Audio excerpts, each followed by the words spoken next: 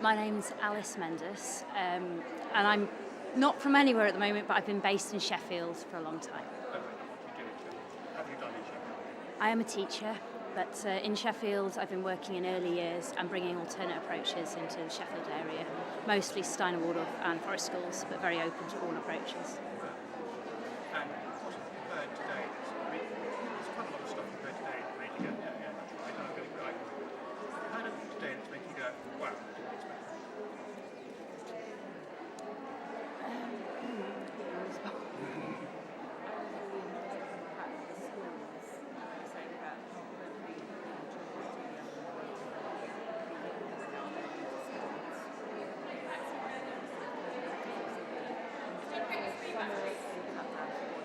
Yeah, the summer babies was very interesting. I mean, I am also a real advocate of not going to schools until they're later. So a lot of the stuff that I've heard today, I've actually heard a lot of it before other times that I've spoken. So in some ways it's really nice to hear it again, be up to date with the research, have a few more quotes and really think about things in another way that you can share with other people.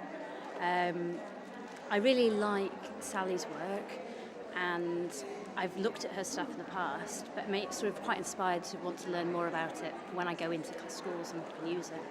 I was excited with the work's been doing in America, because I've just been in America for 3 months visiting lots of progressive schools there.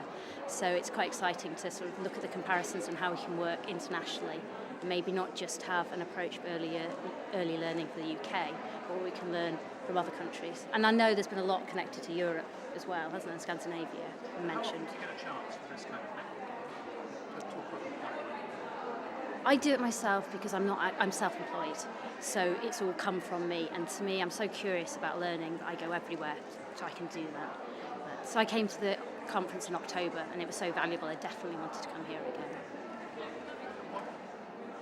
What's your next role? What are you planning to do next year? My next role, I've done a master's recently. I'd like to do a PhD, and I'd really like to look at all these approaches and how we can look at progressive education into more accessible into the mainstream as well. But also I'd like to maybe start my own school and bring it all together, and so see where I can go with that and look at more management. Do you think in the UK we share kind of best practice across? I do with my friends, and we've been in Derbyshire, we've been working a lot with the County Council at modelling things like storytelling and active literacy and having open classroom environments and really promoting forest schools. And it's about those local networks.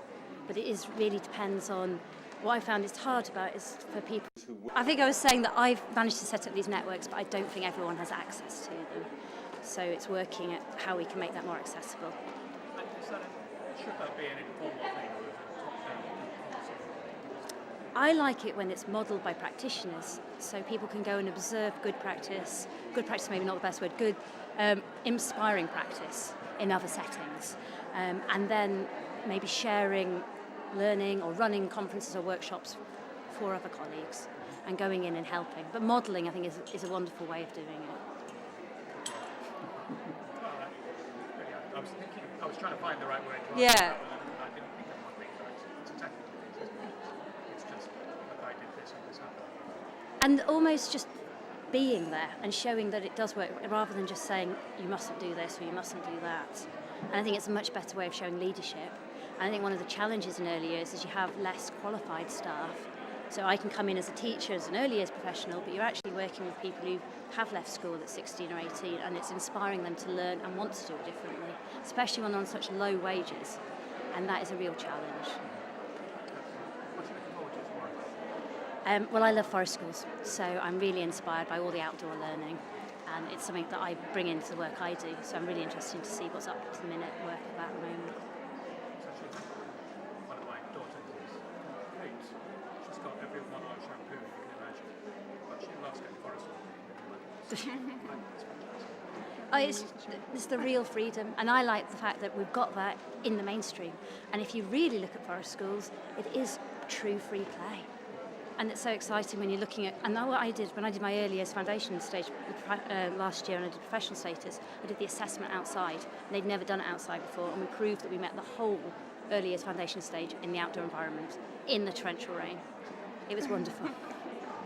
Forest school works better in the They're engaged. much.